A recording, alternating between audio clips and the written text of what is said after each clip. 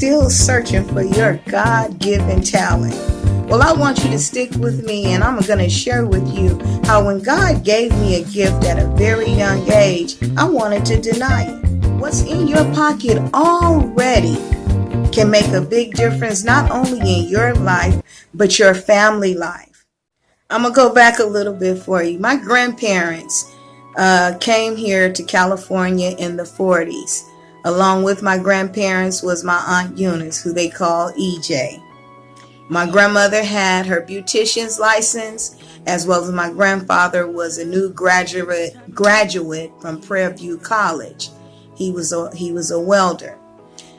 However, at the age of 10 years old, my grandparents moved back to Texas when they both had lost their parents.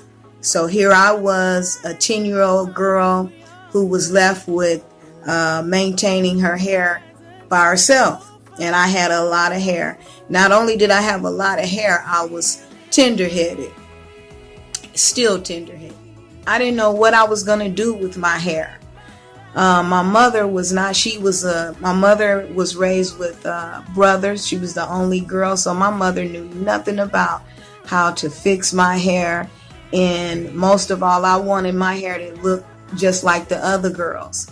So, of course, my Aunt EJ kept me and my sister in the beauty salon.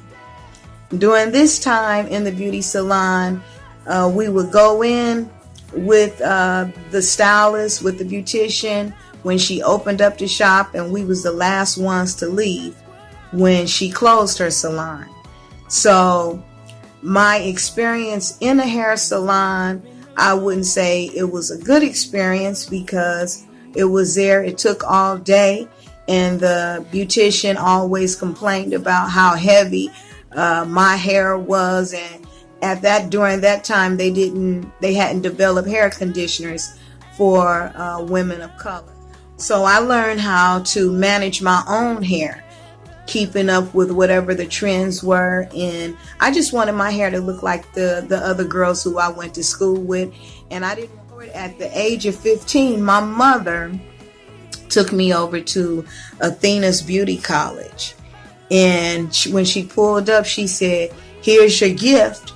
And I was like, "My gift? This is not my gift. I didn't ask for this." But my mother said, "You were so good at it." Not only was I doing my hair, but I was coloring my mother's hair. I was braiding my sister's. It was trying to tell me I did not want, because I didn't see myself as a hairstylist.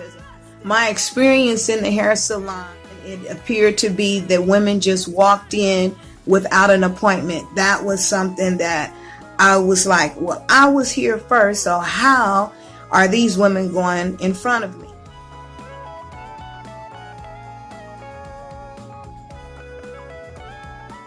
But at that time, women could smoke cigarettes in the salon, as well as the beautician who smoked cigarettes.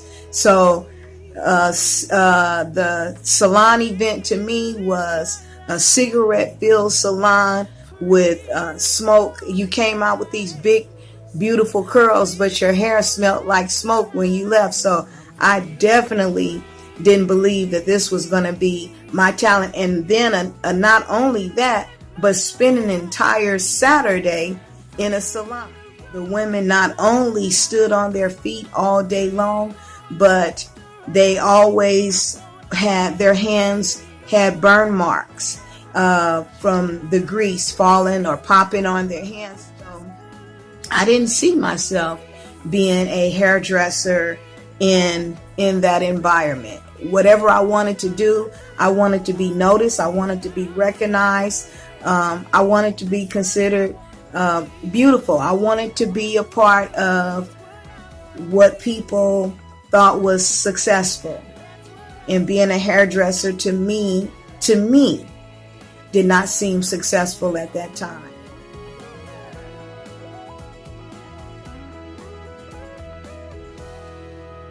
Fast forwarding, in 1989, I was pregnant with my second son.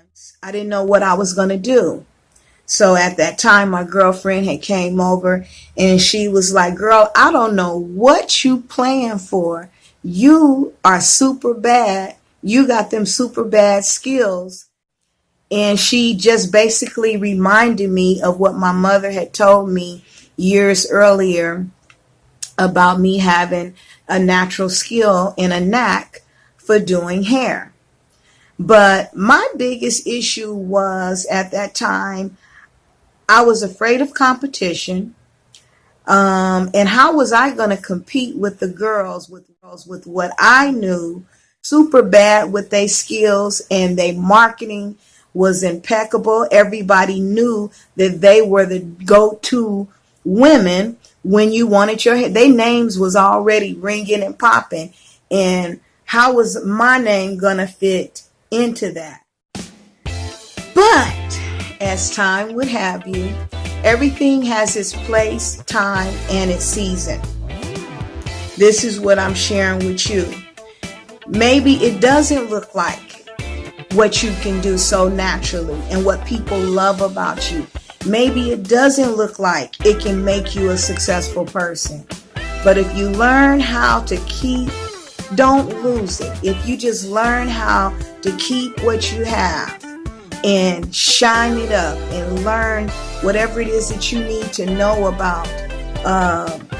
We got so many more ways for you to market yourself and to put yourself out there. And if your family is telling you that you're good at it, they're the first ones. They're the ones who are around you the most. But if your family is telling you you got something, best believe you got something that you can work with.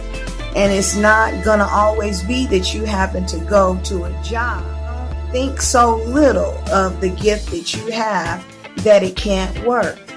The way how they have entrepreneurs now, and people are taking just something, a little small something, and turning it into something, into a conglomerate. In 1988, 89, I met my husband, and they called him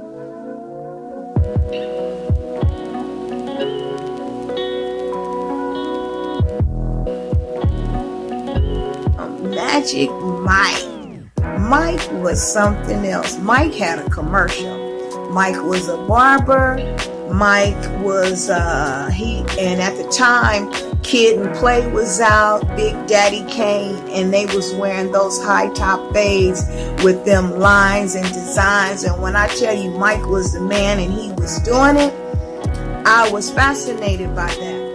Competition. People were coming from all over just to sit in Mike's chair. People was flying when they were coming in from out of town because he had that commercial. People were flying in to come and see this barber they call Magic Mike. Mike was the business. Because Mike was cutting in his own space and doing his own thing, I recognized that he had no competition. He was his best competition. Who was he competing with? He carved out a space for himself. So how was I going to burst out and do my thing? Well, I decided to go to school. I had a brand new baby, and how was I going to manage this? Mike told me, go to school, get your paperwork right, and he was going to take care of that baby. See, that is another thing. When you have your own business to create your time, your space, and whatever else, with no interruption and no distractions. And he was my support system as well as my family. And not only was I going to school, I was doing hair at the same time. When did I really realize that I had something? My very first client gave me a $5 tip. And you like, okay, $5, big deal. Yeah, $5 big deal, but at that time, nobody had put any money in my hand. and made me feel like that this could really be something professional. But what the lady told me was so genuine. And she told me that I had growing hands. Growing hands? Ooh, that was so rich to me.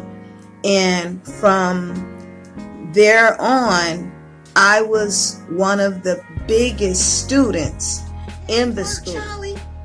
Hell yes, it can work. Yes, it definitely can work. It's gonna work because you want it to work. And we waiting on you to work your thing.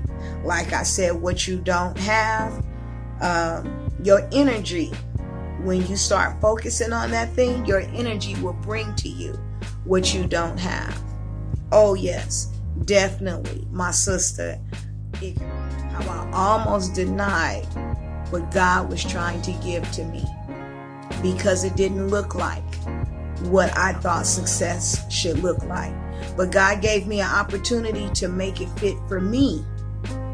See, because my biggest issue was at that time that hairstylists didn't know how to set appointments and keep the appointments. I never believed that a client should come into a salon and spend 8 hours in a salon with me. I knew that their time was precious, time was money, and you didn't come on a Saturday. You didn't want to spend your entire Saturday inside the salon waiting because I failed to book you properly. Recognize that this is your time and your season, and it's time for you to blow up because the world is waiting on you. You need people in your corner that believe that you can do it. And guess what? I believe that you can do it. I know you can do it. So anyway, thanks for spending your tea time with Charlie, and leave me a comment below. As you leaving me a comment below, hit the like and the subscribe button. Let's continue to collab together.